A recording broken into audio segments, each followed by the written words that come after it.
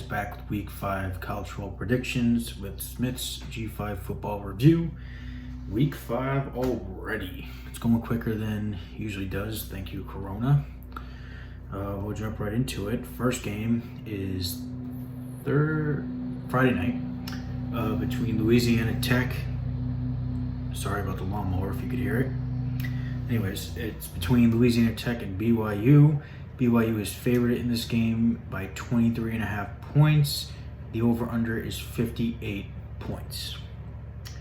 As we all know, BYU is off to a heck of a start, tearing through their competition, literally. And we will jump right into it. We'll go right into Louisiana Tech's leaders, and the leaders are always based on yards. Their leading passer, Luke Anthony, has 463 yards on 8 touchdowns and 1 interception in the year. Louisiana Tech comes into this game 2-0. And continuing, rushing leader is Justin Henderson with 146 yards and 1 touchdown. The leading receiver is Adrian Hardy with 148 yards, 1 touchdown. And their leading tackler is Tyler Grubbs with 28 tackles. BYU leaders, passing Zach Wilson, 624 yards, 4 touchdowns, 1 interception. Side note, that does not include what he's done on the ground game. The rushing leader is Tyler Algier with 182 yards, 2 touchdowns. Leading receiver is Gunnar Romney, 272 yards, 1 touchdown. And the leading tackle is Keenan Pili with 13. So BYU's been on this tear, but Louisiana Tech has got off to a good start themselves. Louisiana Tech coming off of a win against Houston Baptist. BYU's coming off of a slaughtering of Troy. If we all remember, I picked Troy in the upset, and that was wrong. BYU is legit. The player to watch definitely here is Zach Wilson. What he could do in the ground game, what he could do in the pass game. I don't know if Louisiana Tech can handle that. I think BYU wins this game 55-31. I think it stays close for a little bit.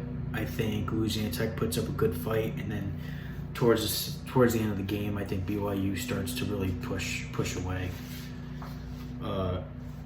Like I said, I expect a lot of offense.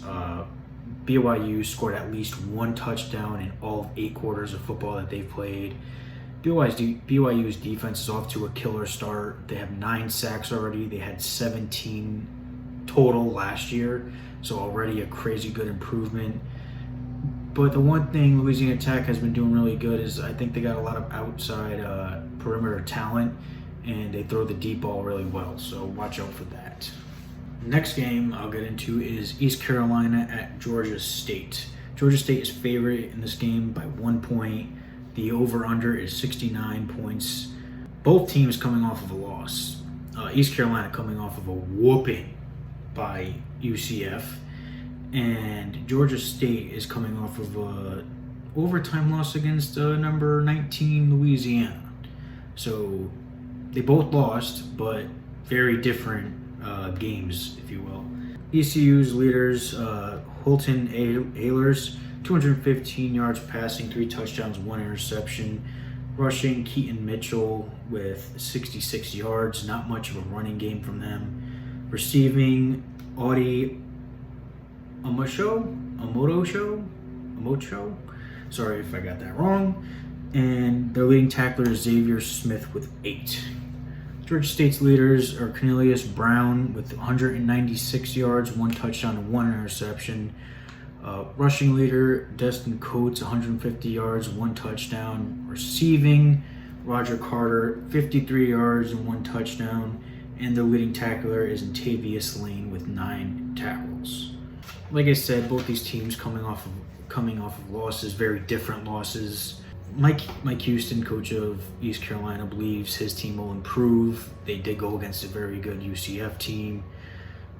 They need to improve with getting the wide receivers the ball more. The 2 starting receivers, DJ Johnson and Tyler Snead, only had 2 catches together, 2 catches each. the entire game. That's not enough. They got to start getting those guys the ball a lot more than just 2 catches each. And their big goal for this game, East Carolina, is got to be turnovers. Their coach said it. He wants to force more turnovers, which every coach does. But he has said they need to force more turnovers. My player to watch is Destin Coates, Georgia State running back. He's been my player to watch for their first game. He's got 150 yards in the air with a touchdown. Like I said, I had him as a player to watch for their last game against Louisiana. East Carolina giving up 224 yards rushing. I mean, granted, that was against UCF, like I said, but it still matters. My prediction is Georgia State wins 31-23. Next game is Arkansas State at Coastal Carolina. Both these teams coming off of wins. Arkansas State coming off the Kansas State win 35-31, and Coastal Carolina is coming off a win against Campbell. The spread here is Arkansas State by 3 points. The over-under is 64.5. Arkansas State leaders Logan Bonner with 337 yards, 3 touchdowns, 3 interceptions. Rushing, Jamal Jones with 159 yards. Receiving, Jonathan Adams Jr. with 163 yards and 3 touchdowns. And their leading tackler is Jairus Romanique with 11. Coastal Carolina leaders, Grayson McCall, 406 yards with 5 touchdowns. Rushing, CJ Marable with 127 yards and 2 touchdowns.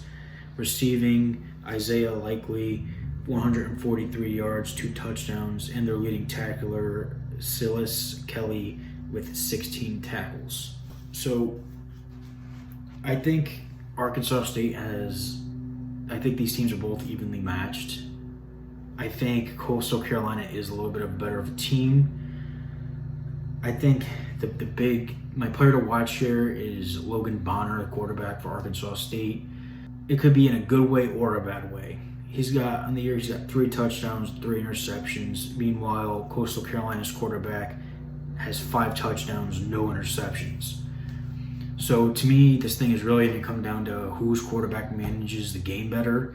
And I believe Grayson McCall for Coastal Carolina will make less mistakes than Logan Bonner will. So I got Coastal Carolina winning 43-38 in a high-scoring game.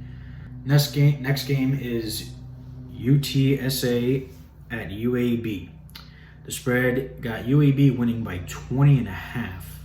The over-under is 54.5. UTSA leaders Frank Harris, 508 yards, 3 touchdowns, 1 interception. Rushing, Sincere McCormick, 337 yards and 3 touchdowns. Leading receivers Brennan Dingle with 168 yards, and leading tackler Rashad Wisdom with 28 tackles. UAB leading passer Bryson Lucero with 457 yards, 3 touchdowns, and no interceptions on the season so far. And their rushing leader is Spencer Brown, 306 yards with 5 touchdowns. As you know, last week he broke that UAB record. Receiving, Austin Watkins, 287 yards, 2 touchdowns, and the leading tackler, Noah Wilder, with 21 tackles. So, as I said, UTSA hasn't played perfect. They're giving up 125 rushing yards a game, but 335 passing yards a game. And UAB right now has proven their quarterback and running back are both solid at what they do. Bryson Lucero, 3 touchdowns, no interceptions so far, 457 yards. Spencer Brown, we know what Spencer Brown is. I think UTSA is going to struggle. They're allowing 31 points a game. I think that's going to be a problem with Spencer Brown. So the player to watch, obviously, is Spencer Brown, but it's how can UTSA deal with him? Can they shut him down and make them pass, or is he going to run wild? That's going to be the big difference. I do think UAB wins. UAB wins big here, 42-20. Next game is USF at Cincinnati. Cincinnati's favored by 22 points. The over-under is 47 points. Cincinnati coming off of that dominating defensive performance against Army, and USF is coming off of a massacre to Notre Dame. They're only averaging 13.5 points a game, and they're allowing 29 points a game. And I could tell you right now from experience, 13 points a game is not going to do it. It's not going to do it against Cincinnati, because their defense will beat you down to the point where their offense will just start letting loose on you. And points per game for Cincinnati is 39, so big difference right there already. We'll get into it. USF leaders, passing Jordan McLeod, 132 yards and a touchdown. Rushing leader is Johnny Ford with 141 yards. Receiving, Devontae Dukes, 53 yards and 1 touchdown. And the leading tackler, Nick Roberts, with 16 tackles. Cincinnati leaders, Desmond Ridder, 454 yards, 4 touchdowns, 1 interception. Rushing leader, Charles McClendon, with 77 yards. And their leading receiver, who is also a running back, Jared Dokes, with 124 yards and 2 touchdowns. Leading tackler is Jarrell White with 20 tackles. Player of the game, player to watch is definitely Desmond Ridder. Last week against Army, he had some miserable throws, some mishaps and bad throws, wrong reads, not on page with his wide receivers. Obviously, they still won the game, so I don't think it'd be that much of a difference. But I needed to find something that would be a difference in this game, and I think Cincinnati wins 45-6.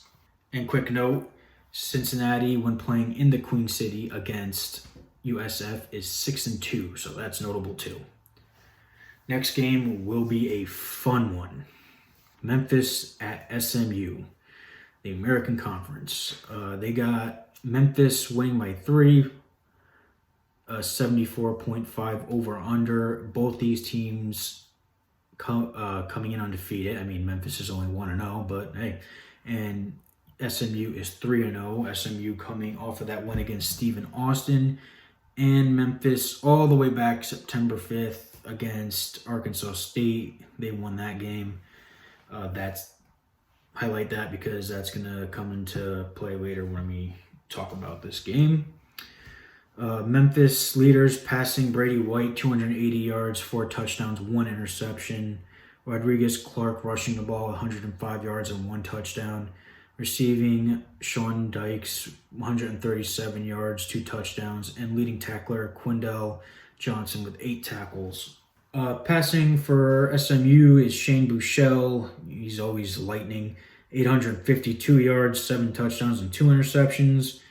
And this is what blows my mind even more, is because you think their rushing numbers will be a little bit more down because their passing is so high. Well, that's not the case, because Ulysses Bentley has 380 yards with another 7 touchdowns. Receiving leader is Rashae Rice with 240 yards, and leading tackler is Delano Robinson with 20 tackles. So the player or players for this game to watch for me is Shane Buechele and Ulysses Bentley. If those two are gonna, almost compete for touchdown, which is crazy. Like I said, 7 on the year for each of them. That's going to be a bad day for Memphis. Like I said, I mentioned quick that Memphis is only 1-0. They haven't played since September 5th. Memphis coach Ryan Silverfield, he's claiming his team is still not 100%, not from Corona, but from probably other injuries they've had, or if he means, they're not 100% ready, that would be a problem. Memphis is their coach said they're going to rotate players a lot more than usual. Their guys aren't going to be really in game shape, and because, like I said, they haven't played September 5th, so they're going to try to counteract that with a lot of different players getting different playing time. I think having not played since September 5th is going to be a huge problem for Memphis. I know they won a lot of games in the past. The coach is a good one, but September 5th. They're 1-0. SMU's 3-0. They got 3 games under their belts. And Shane Buechele and Ulysses Bentley, they're not going to slow down, I don't think. So I think SMU wins this game in another shootout, 52-48. Maybe an overtime game. Maybe probably more points scored in this game. But I'm expecting SMU to come out on top. Next game is Western Kentucky at Middle Tennessee State. Both coming off of losses to UTSA and Liberty. Western Kentucky is favored by 7 points. The over-under is 53.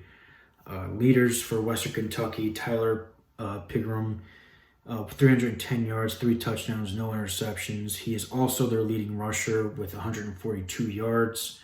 The leading receiver is Mitchell Tinsley with 107 yards and 2 touchdowns. Leading tackler is Antoine Kincaid with 19 tackles. Middle Tennessee State also, leading passer is Asher O'Hara, 527 yards, 3 touchdowns, 5 interceptions. He is also their leading rusher, so both teams' leading rusher and leading passer are both their quarterbacks, with 124 yards and 1 touchdown. Leading receiver is Jaron Pierce with 221 yards. Tackles, Reed Blankenship has 22 of them. So we know I've been critical of Middle Tennessee State in the past. I think the player to watch is Tyrell Pigram, for quarterback for Western Kentucky. If he manages the game well and, does his thing running the ball, does his thing passing the ball, I think Western Kentucky will win this game 28-24. It'll be a close one. Both teams looking for the first win for the year. Middle Tennessee State coming in on 0-3. Western Kentucky coming in 0-2. Both teams desperate for a win. I think Western Kentucky takes it. Next game we'll talk about is Georgia Southern at UL Monroe. Spread is Georgia Southern by 20 points, and the over-under is 49.5. Last games, they're both coming off of losses. ULM's coming up off of a loss to UTEP, and Georgia Southern is coming off of a loss to Louisiana. Great game last week. Leaders, Georgia Southern passing, Shai Wertz, 308 yards, 2 touchdowns, 1 interception. Leading rusher is also Shai Wertz with 187 yards and a touchdown. Leading receiver is Wesley Kennedy with 105 yards. And leading tackler is Javon Singletary with 15. ULM leaders, passing Colby Suits, 709 yards, 4 touchdowns, and 2 interceptions. Leading rusher is Josh Johnson with 108 yards. Leading receiver is Jaquan Bloomfield, 148 yards and a touchdown. And leading tackler is Travion Webster with 28 tackles. And that guy is a player, let me tell you. Player to watch, obviously, is Shai Wertz. How does he manage that new school triple option? Keep it away from ULM. ULM obviously saw the old school triple option, so that won't really help them there. So I think Georgia Southern will win this game 34-14. I think they will obviously cover the spread, and this game might get worse than what I think. Next game is Tulsa at UCF. UCF is favored by 21.5 points. The over-under is 72 points. Tulsa coming off of that Oklahoma State loss, where they only scored 7 points, only gave up 16 points. UCF's coming off of that brilliant game against, well, maybe not brilliant, but we'll talk about that. Coming off that win against East Carolina.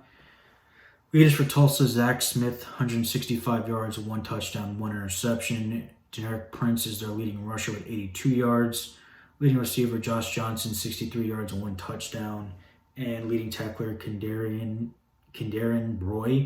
Ray, with 11 tackles. Leaders for UCF, Dylan Gabriel, 825 yards, 8 touchdowns, 1 interception. He's been incredible. Leading rusher is Greg McCray, 133 yards and 2 touchdowns. Leading receiver is Marlon Williams, 290 yards and 2 touchdowns. Leading tackler is Eric Gilliard with 16. Player to watch, obviously, for me is Dylan Gabriel. He's just phenomenal. He's lights out. I think this one isn't going to be close. I think UCF is going to win 55-13.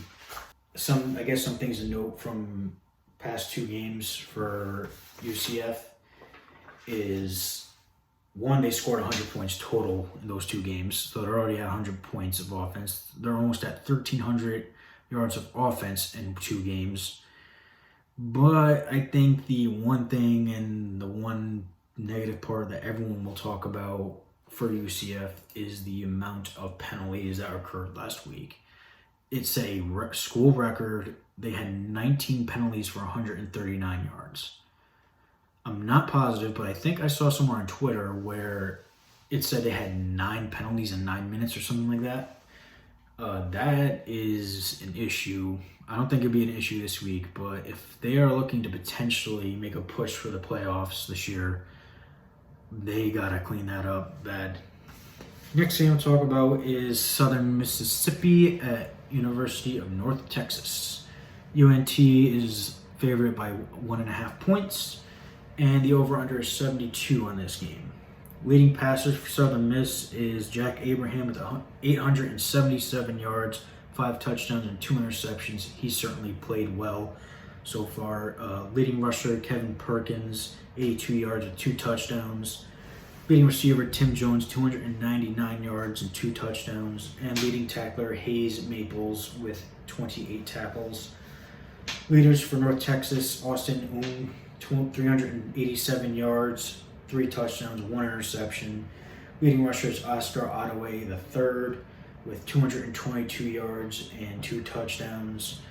Leading receiver is Jalen Darden with 137 yards, 5 touchdowns. And the leading tackler is Kevin Wood with 17 tackles. Player to watch is, well, before I get into player to watch, the thing I really want to note here is I don't know exactly how healthy North Texas defense is in this game. They were missing 2 guys against SMU, and they lost even more, I believe, during that game. So I don't know how well that defense is going to hold up. The player to watch for me because of that is North Texas quarterback Austin I'm sorry if I'm saying that wrong. If he controls the game and does what he needs to do and really puts on a show, I think they're going to win. I think it's going to be another shootout game. I think North Texas wins 48-42. Southern Miss is coming in 0-3. North Texas coming off 1-1. They gave up, 60 something, or I think 66 points against SMU. Who knows if that happens if they have those 2 starting defenders. I'm not sure how much of a difference they would have made. I like North Texas in this game. Southern Miss can't seem to get a win. They don't have it yet, I don't think. So like I said, I expect North Texas to win this game. Now, really quick, games that really weren't up here for statistics and stuff like that. They only had, previous games on ESPN. Is Charlotte at Florida Atlantic. Obviously, I think Florida Atlantic will win that game. I don't know how good Charlotte really is or how bad they are, but I think Florida Atlantic wins. Next game is a pretty big one. It's Navy at Air Force. Now, there's a lot that goes into this game, especially with this offseason, Navy not tackling, but Air Force has been a point of attention in the Mountain West. I don't know what they're trying to do to get their seniors another year or something. I have no idea what's going on there. I know from Academy standpoint, I don't think many people are happy with them. I don't see Air Force winning this game. They haven't played yet. I don't know what they are. Navy's had 2 kind of lessons this year already. They've had the beat down, and they've had where they were getting beat down and they kept fighting, came back and won. Air Force doesn't have any of that this year. I think Navy wins. It's going to be a very low scoring game, I think. I think it's going to be like 20-14 or even 17-10 or something like that. So that's what I'm expecting. But that's it for Week 5 predictions. Recap will be Sunday, of course. make sure you turn some of these games. I think it could be a good week, per usual. Definitely some good games. Definitely the Memphis and SMU game. Definitely that game. I'll be watching that game. Definitely. Please, if you get a chance, hit the like button. Don't forget to subscribe, and I'll see you in the next video.